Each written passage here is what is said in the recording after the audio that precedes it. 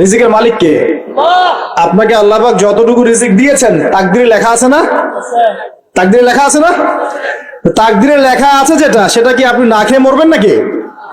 যদি আপনার তাকদিরে থাকে যে আপনি 50 বছর বাঁচবেন আর 50 বছরে আপনি 500 মণ চাল খাবেন, কথার কথা, ওই চালের এক দানা বাকি থাকতে আপনি মরবেন?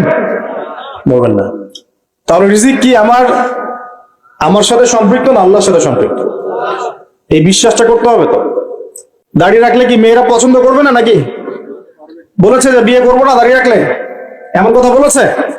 যদি কোনো মেয়ে এরকম কথা বলে, ওই মেয়েকে বিয়ে করার দরকার নেই আপনার। যদি কোনো মেয়ে আপনাকে বলে যে দাড়ি রাখলে ভালো লাগে না, শেভ করতে হবে, না হলে বিয়ে হবে না, বিয়ে করব না, ওই মেয়েকে বিয়ে না করাই উচিত আপনার। ওর তো মানে আপনাকে বিয়ে করার যোগ্যতাই হয়নি, ওর তো যোগ্যতাই হয়নি আপনাকে বিয়ে করার। সে তো দাড়ি নিয়ে প্রশ্ন তুলছে। যে মেয়ে বলবে যে নবীর সুন্নত আছে এজন্য আপনাকে পছন্দ করি, তখন বুঝবেন যে হ্যাঁ, এই মেয়ের মধ্যে ভালো কিছু আছে। যেই মেয়ে দেখবে যে আপনি নামাজি কিনা, যেই মেয়ে দেখবে আপনি নামাজি কিনা, দাঁড়িয়ে আছে কিনা, ইমানদার কিনা, দিনের জন্য কিছু করেন কিনা, হালাল খান কিনা, ওই মেয়ে ইনশাল্লাহ আপনার ঘরে শান্তি দিবে। আর যেই মেয়ে আপনাকে দেখবে আপনার কত বড় সম্পত্তি, কতটা বড় জমি, কত বড় চাকরি, সুদ খান কিনা ওর কোনো আসে যায় না, টাকা হইলেই হইল, এগুলোকে ঘরে ঢুকালে অশান্তি আর অশান্তি। কি চাচ্ছেন, শান্তি না অশান্তি? নবী সাল্লাল্লাহু আলাইহি ওয়াসাল্লাম বলেছেন, দিনদারিতা দেখে মেয়েদেরকে বিয়ে করো। কি দেখে? একই বিষয় ছেলেদের জন্য মেয়েদের জন্য সেম। ছেলে দেখতে হবে দিনদার কিনা, মেয়ে দেখতে হবে দিনদার কিনা, পর্দা করে কিনা, দিনদারিতা আছে কিনা। দুনিয়ার এই ছোটখাটো বিষয় যদি দেখেন, তুচ্ছ বিষয়গুলো, একদিন না একদিন আপনি পস্তাবেন কিন্তু। আর যদি আপনি দিনদারিতা দেখেন, ইনশাল্লাহ আপনি কোনোদিন পস্তাবেন না ইনশাল্লাহ। আল্লাহ পাক তৌফিক দান করুন। আমিন। এটা একটা বড় সিদ্ধান্ত জীবনের। এই সিদ্ধান্তে যদি ভুল করে ফেলেন, সারা জীবন পস্তাতে হবে। অতএব এখানে বেশি আবেগে ফ্যান্টাসিতে ভুগবেন না। ঠান্ডা মাথায় দিনদারিতাকে অগ্রগণ্য করে আপনি ছেলে দেখবেন বা মেয়ে দেখবেন ইনশাল্লাহ। আর গার্ডিয়ান যারা পরিবারের পিতামাতা আছেন, তাদেরকেও বলবো দুনিয়ার এই বিষয়গুলোকে বেশি প্রাধান্য দিতে যাবেন না। কত বড় চাকরি করে, কত বড় জমির মালিক, কত বেশি টাকা, এগুলো পরের বিষয়। আগের বিষয় হচ্ছে আপনার ওই জামাই দিনদার কিনা, আগের বিষয় হচ্ছে তার মধ্যে ইসলাম আছে কিনা, শুরুর বিষয় হচ্ছে আপনার ওই মেয়ের মধ্যে দিনদারিতা আছে কিনা। এটা নসিহত করে গেলাম। যদি আপনি বুদ্ধিমান হন তাহলে আমার নসিহত গ্রহণ করবেন, না হলে কিন্তু সারা জীবন পস্তাতে হবে। যারা বেদিন জামাই বিয়ে করেছে আর বেদিন মেয়ে বিয়ে করেছে, তারা বুঝবে যে আমার কথার মর্ম কতটুকু। তারা এখন ইচ্ছা করেও লাইন আনতে পারছে না। পারছেন? ওই যে বলছে বিয়ের পরে ঠিক হয়ে যাবে, এত সহজ? এটা কি সুইচ টিপ দিলে ঠিক হয়ে যাবে? মানুষের মনটা খুব জটিল একটা বিষয়।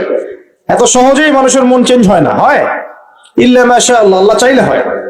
কিন্তু যদি মনে করেন যে পর্দা করে না, বিয়ে করি তারপর পর্দা করবে, করাই নিব, বানাই নিব, নিজের মতো গড়ে নিব, এত সহজ নয়। পরে দেখবেন সেই মেয়ে আপনার দাড়ি শেভ করা ফেলছে। হতে পারে না? আপনাকে পেরেশানিতে ফেলবে। সবার এত টাকা, তোমার টাকা নাই। এই যুগে একটু সুদ খেলে কি হয়, সমিতিতে নাম লেখালে কি হয়, সুদের লোন নিলে কি হয়, সবার একতলা বাড়ি, আমার কেন, সবার 4-5 তলা বাড়ি, আমার কেন একতলা থাকবে, নাও লোন নাও, বাড়ি করি। আপনার স্ত্রী আপনাকে এদিকে ইনফ্লুয়েন্স করবে না? করবে। এইভাবে তো বহু পরিবারের কর্তা দিন দিন হাডুষ্ট করে মারা যাচ্ছে। টেনশন, পারিবারিক অশান্তি। অতএব দিনদারিতাকে প্রাধান্য দেন ইনশাআল্লাহ। দিনদারিতার সৌন্দর্য কখনো শেষ হয়ে যাবে ইনশাআল্লাহ। আল্লাহ পাক তৌফিক এনায়েত করুন। আমিন। প্রিয় ভাইরা, আলোচনা একটা বড় অংশে এবার আসছি, এদিকে খেয়াল করেন, একটু মনোযোগ দিতে হবে। এখন থেকে আমরা একটু গুরুত্বপূর্ণ জায়গায় যাব।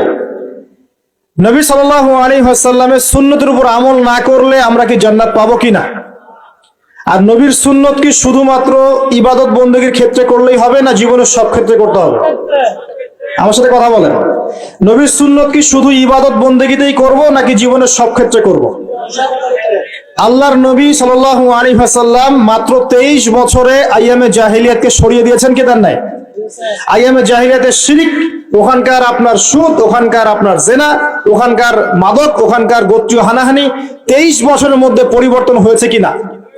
যখন মক্কা বিজয় হয়েছে, তখন কি ওই মক্কার মধ্যে কোনো শিরক ছিল? কোন মূর্তি পূজা ছিল? কোন সুদ ছিল? কোন মেয়ের সাথে খারাপ আচরণ করা হয়েছে? কোন ধর্ষণ হয়েছে? কোন ব্যভিচার, গোত্রীয় হানাহানি? না সবাই ভাই ভাই হয়ে গেছে? 23 বছরের মধ্যে আল্লাহর নবী কি এমন করলেন যাতে একটা অন্ধকারাচ্ছন্ন সমাজ আলোকিত হলো? কি এমন করলেন, কে বলতে পারবে? 23 বছরের মধ্যে আল্লাহর নবী কি এমন করলেন? তিনি কি কোনো জাদু করেছেন? তিনি কি মানুষকে বশ করেছেন? তিনি কি আল্লাহর ফেরেশতাদেরকে দিয়ে জোর করে মানুষকে দিনের দিকে নিয়ে আসছেন? তিনি কি মানুষের গলায় ছুরি ধরে ইসলাম কবুল করিয়েছেন? এই কোনো কাজই আমাদের নবী মুহাম্মদ সাল্লাল্লাহু আলাইহি ওয়াসাল্লাম করেন নাই, করেছেন? বরং তিনি মানুষের কলব, মানুষের হৃদয়টাকে পরিবর্তন করে দিয়েছেন। বলেন সুবহানাল্লাহ। মানুষের হৃদয়ের মধ্যে আগে কুফর ছিল, আল্লাহর নবী সেখানে ঈমান ঢুকিয়ে দিয়েছেন। মানুষের হৃদয়ের মধ্যে আগে শিরক ছিল, আল্লাহর নবী সেখানে তাওহীদ ঢুকিয়ে দিয়েছেন। মানুষের হৃদয়ের মধ্যে আগে হারাম ছিল, নবী সাল্লাল্লাহু আলাইহি ওয়াসাল্লাম হালাল ঢুকিয়ে দিয়েছেন। মানুষ আগে বস্তুবাদী ছিল, দুনিয়া কেন্দ্রিক ছিল, আল্লাহর নবী মানুষকে পরকালমুখী করেছেন। মানুষ আগে আল্লাহকে চিনতো না, আল্লাহর নবী মানুষকে আল্লাহকে চিনিয়েছেন। মানুষের কবর, হাসর, জান্নাত, জাহান্নাম নিয়ে এত চিন্তা ছিল না, আল্লাহর নবী তাদেরকে পরকালীন জীবন সম্পর্কে সচেতন করেছেন। করেন নাই? কিভাবে করেছেন? উত্তর, নবী সাল্লাল্লাহু আলাইহি ওয়াসাল্লাম দুইটা উৎস দিয়ে করেছেন। কয়টা উৎস ভাই? এক নাম্বার আল্লাহর কিতাব মানে আল কোরআন, দুই নাম্বার নবীর সুন্নত মানে কি? হাদিস। আমার সাথে কথা বলেন। এক নাম্বার কি? আল্লাহর কিতাব মানে কি? আল কোরআন। দুই নাম্বার নবীর সুন্নত মানে হাদিস। এই কোরআন এবং হাদিসকে কেন্দ্র করে মাত্র 23 বছরে নবী সাল্লাল্লাহু আলাইহি ওয়াসাল্লাম পুরো জাহেলিয়াতের চিত্রই পাল্টে দিয়েছেন। পাল্টে দিয়েছেন কিনা? আচ্ছা, কিভাবে? উত্তর, নবীজি এবং সাহাবীরা সর্বপ্রথম তারা সবাই কোরআন তেলাওয়াত করা জানতেন। এক নাম্বার, ঠিক আছে? তার মানে সমাজ পরিবর্তন করতে হলে আমাদের সবাইকে কোরআন তেলাওয়াত করা শিখতে হবে। দুই, নবী এবং সাহাবীগণ সাল্লাল্লাহু আলাইহি ওয়াসাল্লাম কোরআন শুধু তেলাওয়াতই করতেন না, কোরআনের অনেক অংশ, প্রায় পুরো অংশই তাদের মুখস্থ ছিল, ছিল না? তাহলে আমাদের কোরআন মুখস্থ করা লাগবে কিনা?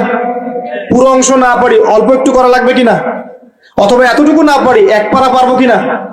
এক পারাও না পারি, নামাজের জন্য উপযুক্ত সূরাগুলো মুখস্থ করতে পারবো কিনা? পারবো না? সারা জীবনে কম পড়াশোনা করেছি?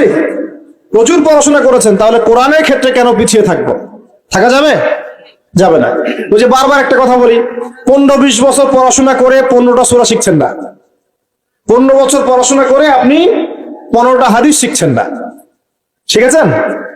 15 বছর পড়েছেন, 10 জন জান্নাতের সার্টিফিকেট প্রাপ্ত সাহাবীর নাম বলতে পারছেন না। নবীজির 10 জন স্ত্রীর নাম বলতে পারছেন না, তার জীবনী বলতে পারছেন না, ঈমান ভঙ্গের কারণগুলো বলতে পারছেন না, কোন কোন ক্ষেত্রে ওযুর মাসআলাগুলো বলতে পারছেন না, কোনটা ফরজ কোনটা সুন্নাত। এমন আছে না?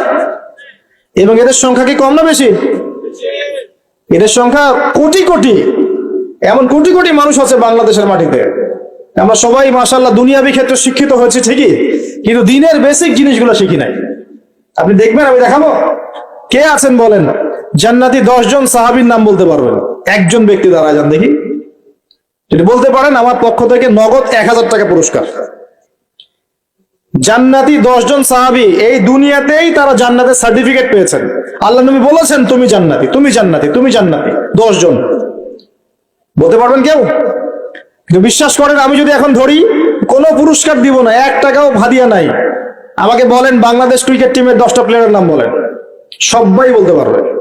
পারবে না? 10 জন ইন্ডিয়ান নায়কের নাম বলতে বলেন, পারবে। 10 জন ইন্ডিয়ান নায়িকার নাম বলতে বলেন, পারবে। 10 জন আর্জেন্টিনার প্লেয়ারের নাম বলতে পারেন, পারবে। 10টা ব্রাজিলের প্লেয়ারের নাম জিজ্ঞাসা করেন, পারবে। এগুলো পারবে তারা। পারবে কিনা? সত্যি কথা বলেন, পারবে কিনা? অবশ্যই পারবে। 10টা বাংলা সিনেমার নাম বলেন, পারবে। 10টা হিন্দি সিনেমার নাম বলেন, পারবে। পারবে কিনা? সত্যি কথা বলেন, পারবে কিনা? অবশ্যই পারবে।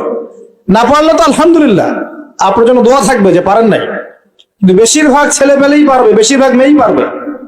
মেয়েদেরকে জিজ্ঞাসা করেন 10টা সুন্দরী মেয়ের নাম বলো, ভারতের, পশ্চিমের, হ্যাঁ, সিনেমার, নাটকের, গায়কের, গায়িকার 10টা সুন্দর সুন্দর মেয়ের নাম বলো, বলে দিবে।